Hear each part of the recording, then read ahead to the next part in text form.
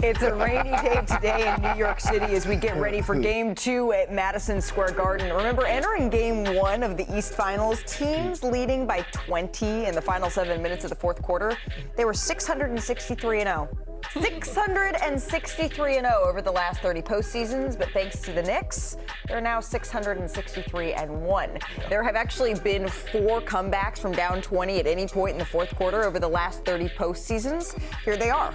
The Warriors, they trailed the Pelicans by 20 in Game 3 of their 2015 first-round series, but Curry, he sent it to overtime. Incredible shot he hit over Anthony Davis right there, and then they won it in the extra period. And then in 2012, this is the first round, the Clippers, they came back from down 24. They beat the Grizzlies. And the Clippers, they still trailed by 12 with 3 minutes left before Nick Young, Swaggy P, hit 3 straight threes to bring LA back. And the Celtics. Okay, true. Yeah, they came back from 21 down in the fourth quarter. RJ, what happened? Was you there, Perk? You was Bobby there, Perk? Marks, too. No, I wasn't there yet. Not yet. Paul Pierce, he scored 19 in the fourth quarter. The Nets would win the series, though, in 6 games. In Game 1 on Tuesday, a 22-point comeback in under 8 minutes, and the Knicks take it in overtime.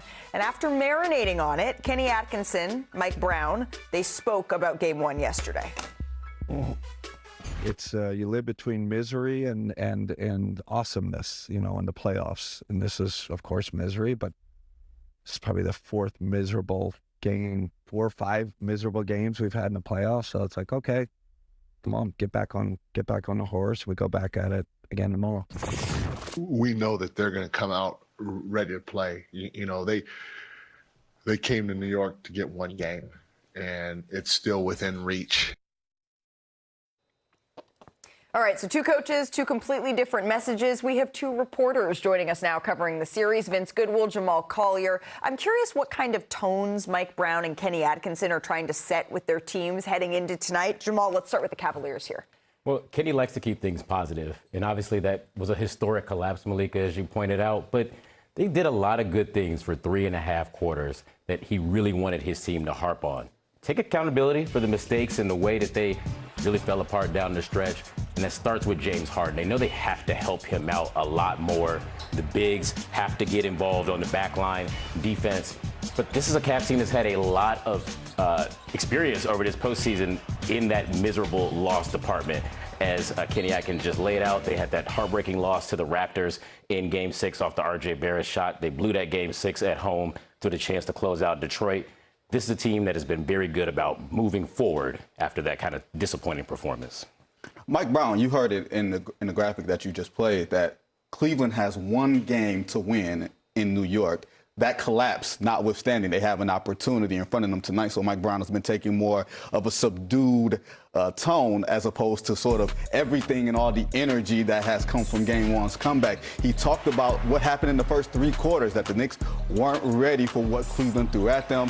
Jalen Brunson had to save them in the fourth quarter. He said, look, Cleveland and Kenny Atkinson, they're going to change things up, especially on defense. When you look at the first half, the Knicks shot less than 10% from 3. They're not going to allow Jalen Brunson to just dominate in the last 5 minutes. He expects a lot of changes and alterations to Cleveland's game plan going forward. Interesting. So both coaches looking to make some adjustments here. Gentlemen, thank you very much. We'll see you tonight at Madison Square Garden. As we bring it back to our panel here, all right, Brian, Let's focus on the Cavs. What needs to happen, plain and simple, for them to even up this series? Okay, obviously they need to have a better plan for when Brunson goes into straight isolation. Okay, yeah, let's move on from that. One thing that Kenny said yesterday that I felt was a very strong point was it wasn't just their defense. It was their offense late in the game. Their offense stopped operating. And it wasn't just Donovan Mitchell. It was Harden. It was everybody. They were looking. They were doing one shot. They were foul hunting. They need to have a better game plan ready for late game offense because their offense was just as suspect. And I thought Donovan got tired. To be honest with you, I thought he got really the whole team got tired.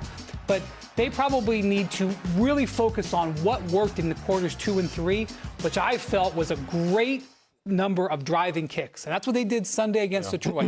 They needed to stay in that attack mode, get into the paint, kick it out of the paint, draw fouls.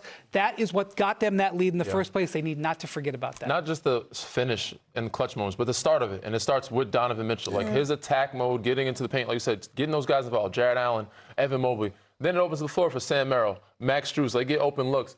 But because Don kind of deferred to James and he was fatigued, which we thought he was hobbling.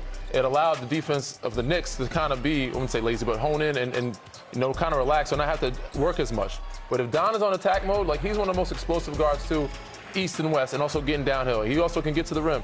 But when he's in that mode, it's hard to stop their offense, and it opens up the floor for everybody else. So he is from the start to finish, and then mainly in those minutes in the crunch time, has to go get the ball and attack. And that doesn't mean just score, but make plays for his team.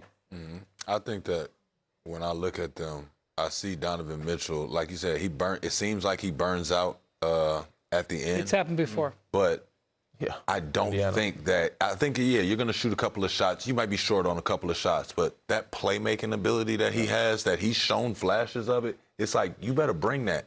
And you got to bring that every game this series, like the playmaking. I'm talking about the drives that get people into trouble. It's a kick out, and now it's an inside-out three. And you were talking about this. Yeah, you can't walk. Yesterday. This is, first off, walking like this is bad spacing. And Donovan, you my guy. I don't want to pick on you or nothing. But it's the fact that you have to help your team every second you're on the court. And that's running to the corner so that you can make sure that your man is engaged, that we have the most time that we need on the clock. They had a shot clock violation.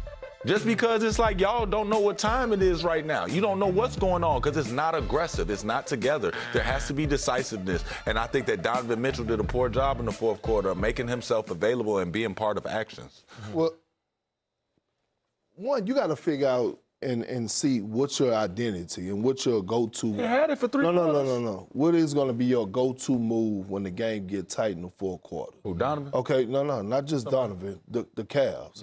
You saw it in Cleveland. We knew that you was going to clear side out, and you knew that Braun and Kyrie Irving was about to go two-man game. I knew that Russell Westbrook and KD was going to go two-man game. Yeah. I knew Paul Pierce and KG was going to go two-man game. Evan Mobley and Donovan Mitchell got to do that. Yeah. And sometimes we forget about Evan Mobley, right? And how important he is and how versatile he is. In this moment, majority of the time, you're not going to see a double big lineup. Evan Mobley is most likely going to be playing the 5. So how about at times, clear side out, force a switch on the pick and roll, and then you get the isolation or a post up with Evan Mobley on the low block, and you tell him to go to work. You just want the end of the game, walk it up, we all know. You got to have something. Yeah. You got to have something because it's too many times when you watch Cleveland and they all over the place. Yeah. Is here James give us 300 dribbles and dribble the oxygen out of the ball, and then all of a sudden give us a step back, fall away, and hope you get a foul, 3-point opportunity. Well, Evan Mobley is still important. So, Donovan Mitchell, you got to force this, and I don't want to hear about nobody being tired. Man, if you trying to go win a championship, that's not even in your mentality of being tired. At this point, everybody's exhausted in some type of way. When you get this late into the season, it's about who wanted the most. And so that's my biggest thing with the Cavs. And sometimes I believe they forget this is not James Harden, Donovan Mitchell, Evan Mobley. This is Donovan Mitchell, Evan Mobley, then James Harden. Yeah. Well, I think it just, this, you guys know this better than I do, but I imagine that coming back from a collapse like that, the mental fortitude that it has to take for Cleveland to be able to come back and try to win this one in the Garden is going to be incredibly difficult. Hey, before we go to break, though, I'm hearing that we have some breaking news.